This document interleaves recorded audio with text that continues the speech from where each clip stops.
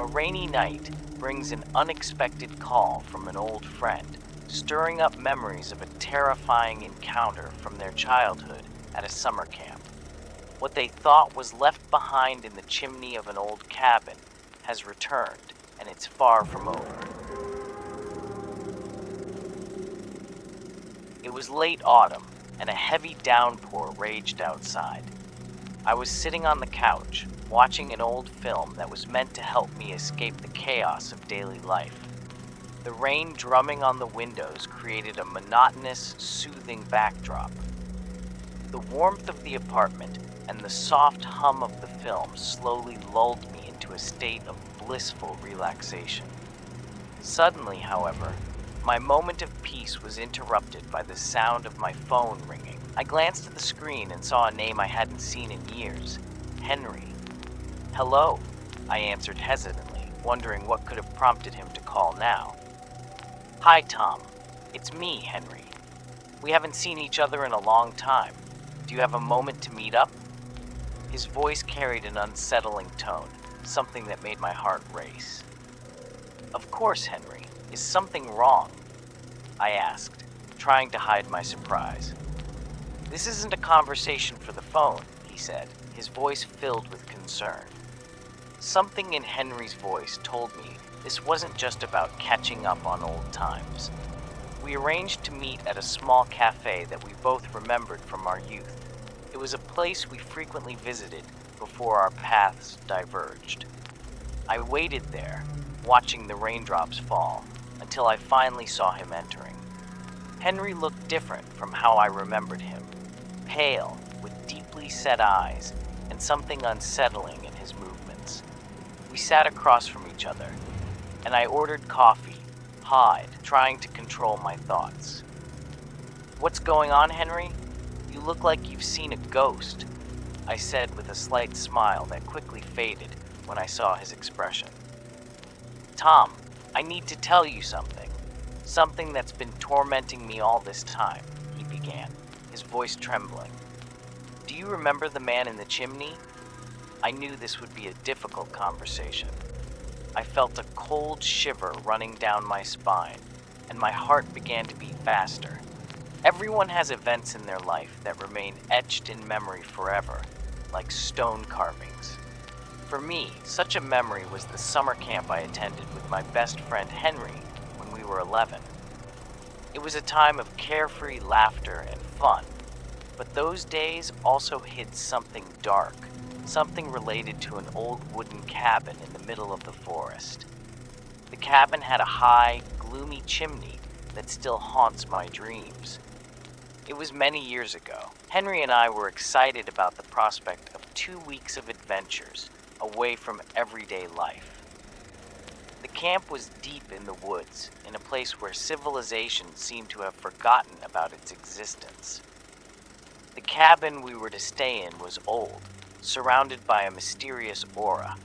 At the end of the cabin was a chimney that seemed out of place at first glance, like a relic from the past. Inside, the cabin seemed cozy, with 2 beds on either side, but something caught my attention: doors in the middle of the room. I approached and opened them with a creak.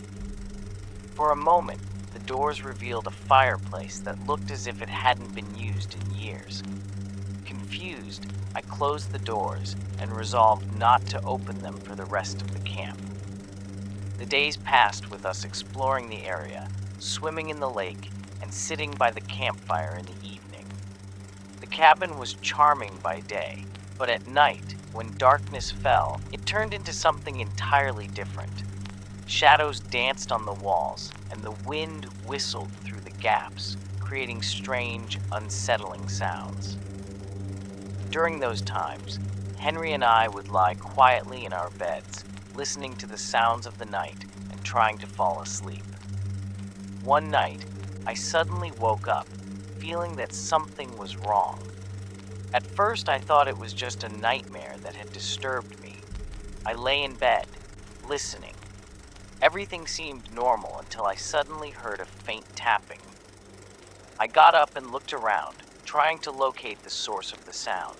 The noise was coming from behind the doors, from the chimney. I froze, my heart pounding. Slowly, I opened the doors and looked at the fireplace, and I saw something that made my hair stand on end.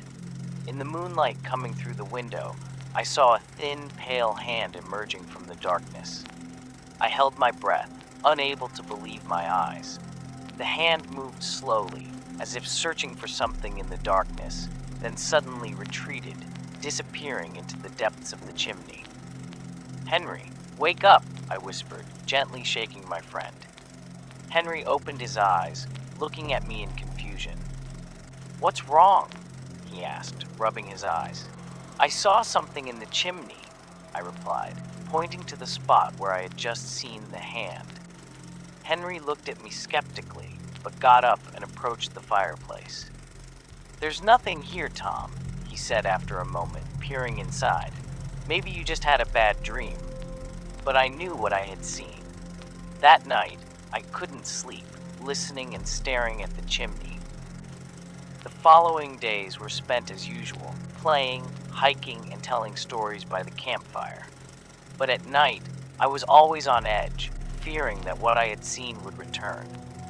On the last night of camp, when everyone was asleep, I heard something even more terrifying. It was a whisper, soft and barely audible, as if someone was speaking to me from the depths of the chimney.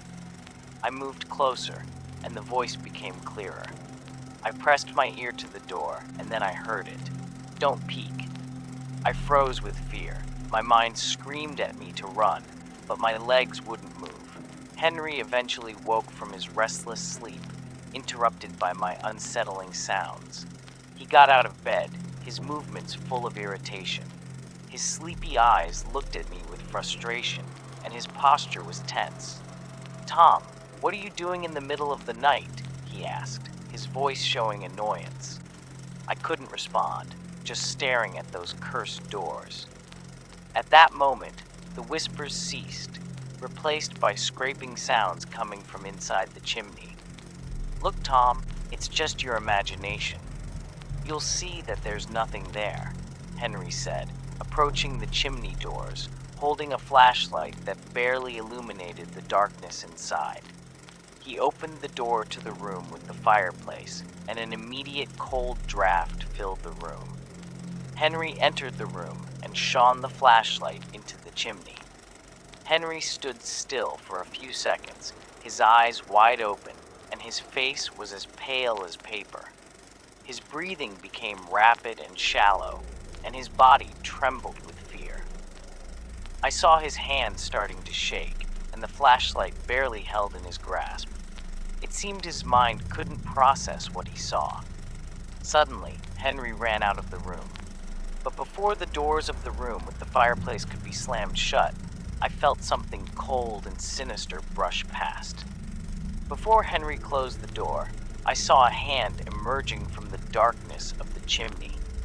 The hand was shockingly pale and emaciated, with long, terrifying claws that seemed to cut through the darkness. Henry spent the rest of the night huddled in a corner of the cabin. I never told anyone about what happened that night. As far as I know, Henry did the same, although we hadn't agreed to keep it a secret. I never learned exactly what happened that night, but I knew who knew the truth. Henry, who had called me this evening. After we finished school, our paths diverged, and I hadn't seen my friend for many long years. Until tonight. Do you remember that dreadful evening? That's when our lives changed forever, especially mine, when that evening I shone the flashlight into the chimney and saw. "What did you see?" I asked, concerned. "I saw a humanoid, emaciated figure with black eye sockets. It was rushing towards me. There was really something there, you understand? I know your nightmare probably ended that night, but mine just began. Ever since, I hear whispers and scraping sounds coming from the chimney at night, but for some reason, only I hear them. I was probably the only person who didn't think he was crazy. I was there with him. I saw that dreadful hand. I'm going to that old cabin in the woods tomorrow. I can't stand it anymore. I need to end it. It occurred to me that I was probably seeing Henry for the last time. He got up from the table without a word and left the cafe. However, a few days later, I started hearing scratching sounds in the chimney.